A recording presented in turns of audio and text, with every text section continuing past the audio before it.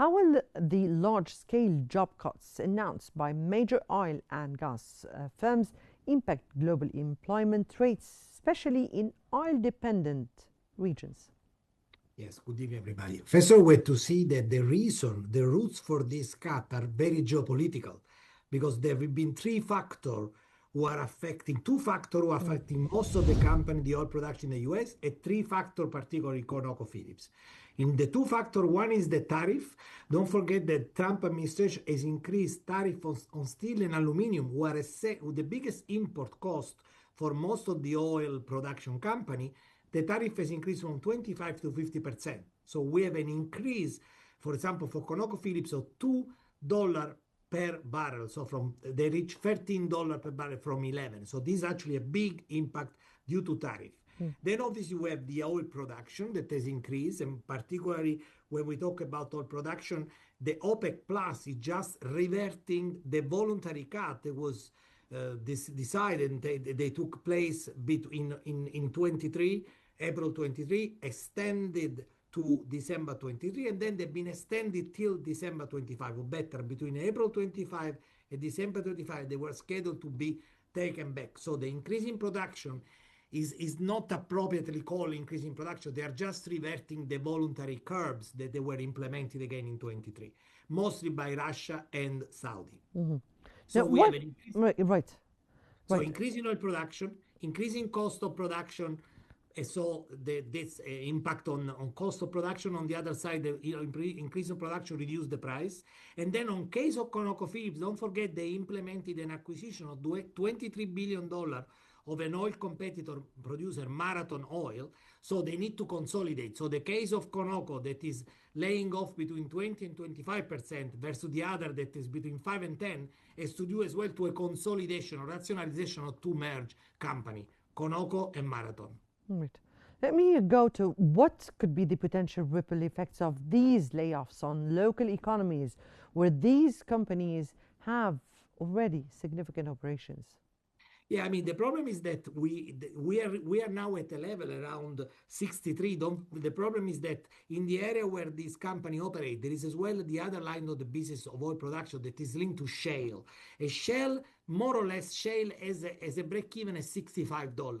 So the problem with this level now is that it doesn't trigger an increase in production from the shale company that are the other way, if you like, of employment for oil employee. So there is a double jeopardy of this. So it's a bit complicated. So it's true. It's going to impact local community, but don't forget it's a dynamic market. So we can have another global tension, and so oil price can go higher.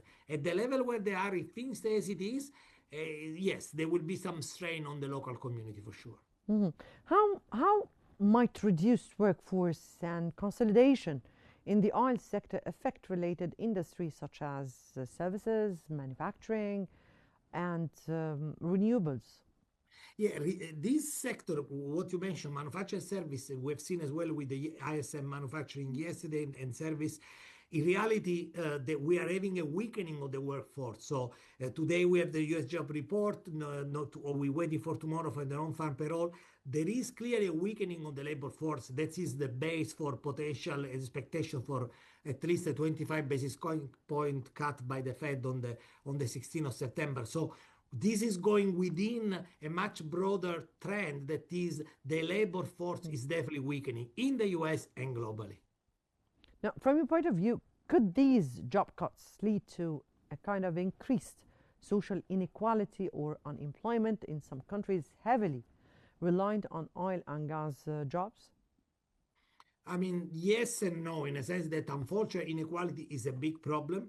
By inequality that, don't forget, reaches peak. For example, in case of US, since we're talking about ExxonMobil and ConocoPhillips, so we talk about US-based company, the biggest peak has been measured by an index called the Gini index that measures the inequality, if you like. It reached a peak during Obama administration and then has been stable during first Trump administration and Biden administration. That was mostly due for this injection of liquidity we've seen through quantitative easing and through this monetary experiment who definitely failed in terms of increasing inequality. So unfortunately, they were supposed to create a topple-down effect where enriching, let's say, the top 1% would have a positive effect on the whole society. There's been a definitely failed experiment where they enrich the highest 1%, but they increase inequality. So yes, it can have an impact, but it would be a minor impact compared to what we have seen in the last 15 years due to financialization of the economy, for sure. Mhm. What role do fluctuations in oil prices play in triggering widespread layoffs? And how sustainable are these cuts if prices recover? Now, if price recover again, think about if we go beyond $2, we're already going to see that shale production is in break even. So there will be opening of new rigs, and eventually as well more exploration in the classical oil, fossil oil. So I believe that definitely is driven by price dynamics. That's fair. If they stay where they are, there is no necessary, obviously, for increased workforce. There is a consolidation phase. But if we reach, let's say, beyond 65, around $70, for sure there will be an increase in demand for job, for sure. Mhm. Now, from your point of view, do you think job losses in oil and gas could influence energy transition timeline and investments in the renewable energy sectors? That's a complex question. I think it is a complex matter. It's not difficult, it's complex in a sense that there will be so many variables, so many dynamic. If I think about the renewable energy, I immediately think about the reason why we're seeing so deep weakness in the German economy because of their dependency on the auto production and this renewable and the transformation towards migration to electric production is creating so much job glut that frankly whatever the energy sector can produce is nothing compared to that. So there will so many variables, it would be such a political issue that I wouldn't single out a single sector or an industry like the oil, in this case specific oil company reducing their workforce, triggering a slowdown in the transition. It's a much more complicated, complex, multivariate problem, actually.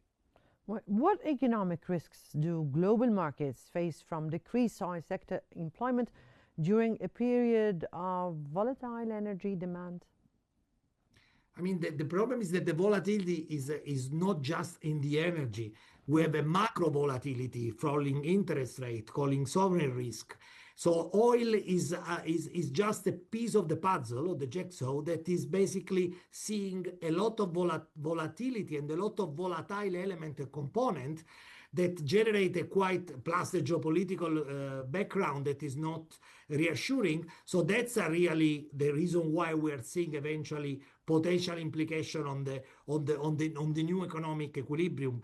The oil is just a part of the oil. It's not just the volatility in the energy sector. Unfortunately, it would be nice to have just issue with the energy sector and not the other part of the economy, but actually there is not a single part of the economy of the manufacturing sector that is not affected by high volatility. For sure, the highest volatility was since the financial crisis. We haven't been accustomed to this kind of volatility at least since 2009, and we are seeing what is actually a macro environment, volatile macro environment means for the market, something that we haven't been accustomed with at least since 2009.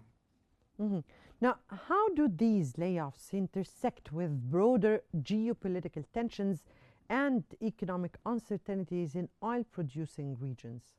I mean, clearly, when we think about this, we think about what has been the other day with the Shanghai meeting, with Modi agreed to keep importing oil from Russia, the shift of powers toward what is called the BRICS or the Global South. So this is go within a very long game strategy where these OPEC plus that are mostly part of the Global South are really playing a bigger role into the global scenario, geopolitical scenario. So it will have implication, but we're talking about implication on defense, on new agreement between US and Saudi in terms of the military protection. So the implication can be vast, but not linear, not very easy to understand at the moment, but definitely will have implication.